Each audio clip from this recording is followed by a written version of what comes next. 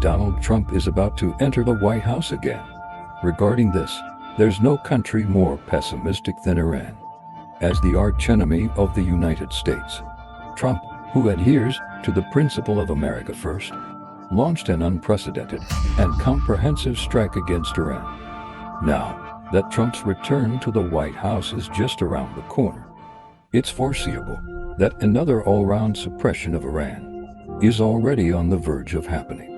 So, Iran has started to publicly call for building a China-Russia-Iran Grand Triangle. Nowadays, the China-Russia-Iran Grand Triangle has become a hot topic in the Middle East, frequently appearing on various Iranian media platforms and social networking sites, and even triggering political and social discussions. Well, what exactly is the China-Russia-Iran Grand Triangle? Simply put, it refers to the close cooperative relationship formed by China, Russia, and Iran in multiple fields, such as politics, economy, and military. And this huge concept dates back to the rapidly deteriorating relationship and conflicts between the United States and Iran in recent years.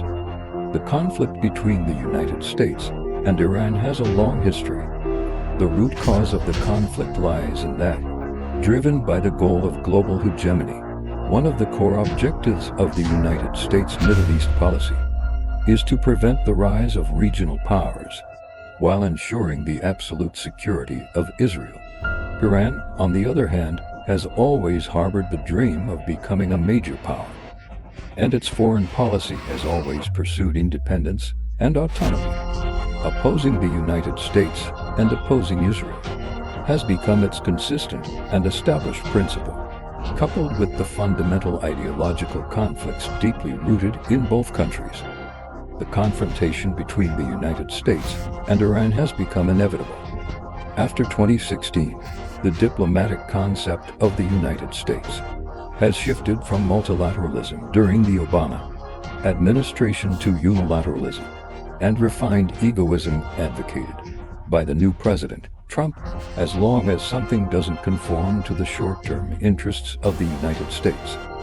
The United States will no longer abide by or implement the previously signed agreements, and it imposed a series of extreme sanctions on Iran, its number one enemy in the Middle East. On May 8, 2018, Trump withdrew from the Joint Comprehensive Plan of Action JCPOA on the Iranian nuclear issue. Meanwhile, the United States was going to re-implement the harshest economic sanctions on Iran. When announcing the withdrawal, Trump also signed the document regarding the U.S.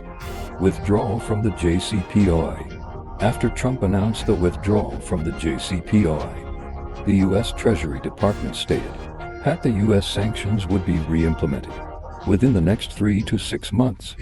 Specific sanctions measures included, but were not limited to, prohibiting Iran from purchasing or acquiring U.S. dollars, restricting the international markets, imports and exports of Iran steel, coal, aluminum, automobile and other industries, as well as the sales of aircraft parts and services.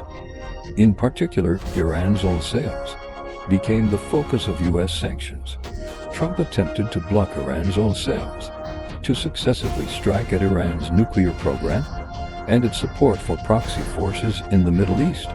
Specific measures included imposing a blockade in the financial field, restricting the transactions between Iranian financial institutions and the financial systems within the United States, strictly preventing capital outflows, imposing bans on the exports of certain key technologies and raw materials to curb the development of relevant industries in Iran, and further expanding the list of sanctions on individuals and entities, involving government officials, entrepreneurs, and even some third-party countries, entities, and individuals that had close business dealings with Iran. Besides the harsh and extensive blockade and sanctions, Trump also repeatedly exerted military deterrence against Iran, and even resorted to direct military actions.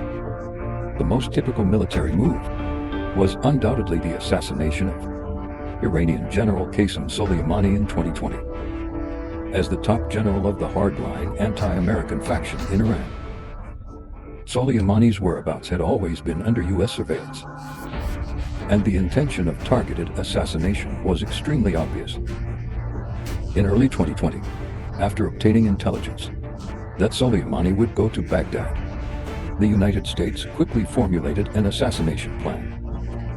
In the early morning of January 3rd, Soleimani arrived at Baghdad International Airport by plane. Shortly after the motorcade, he was in Lefty Airport. It was attacked by U.S. drones. 3 missiles struck precisely, and Soleimani was torn to pieces in the attack. With a tragic death, the search and rescue personnel could only confirm his death by identifying the ruby ring on his remains.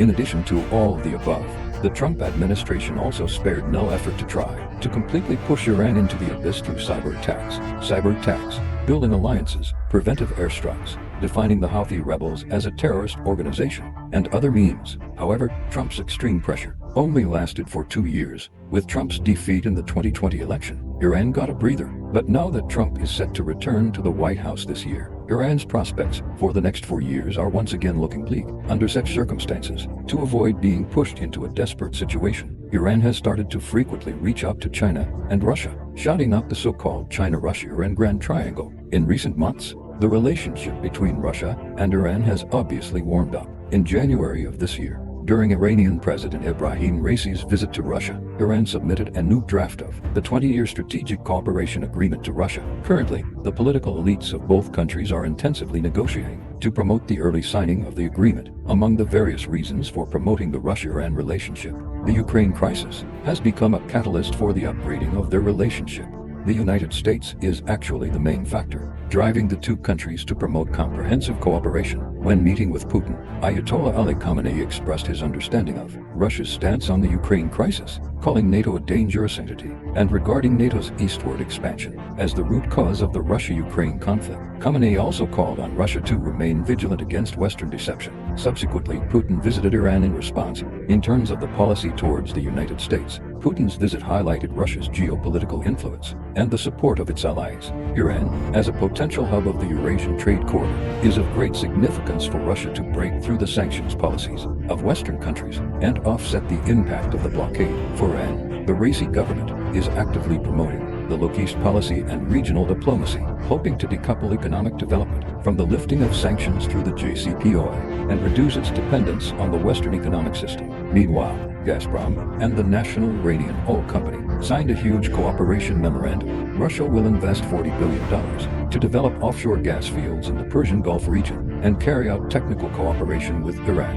in liquefied natural gas and natural gas pipelines, according to Iranian media reports. Under Putin's direct order, Russian company executives went to Tehran last week to hold a meeting with Iranian oil ministry officials to finalize the main contents of this cooperation. When meeting with Putin, Khamenei expressed his approval of using their own currencies and other currencies instead of the US dollar in bilateral relations, and that the US dollar should be gradually driven out of the global trade system. The Central Bank of Iran then announced that the country's foreign exchange market would start trading in the two currencies on that day. Iranian media believe that this is a step for the economic and financial relations between Iran and Russia towards getting rid of the US dollar. Currently, the central banks of the two countries plan to increase the scale of bilateral currency swaps, connect their respective domestic settlement and financial information transmission systems, and replace the SWIFT system. It is expected that in the next 4 years, when Trump returns to office, the relationship between Russia and Iran will surely become even closer.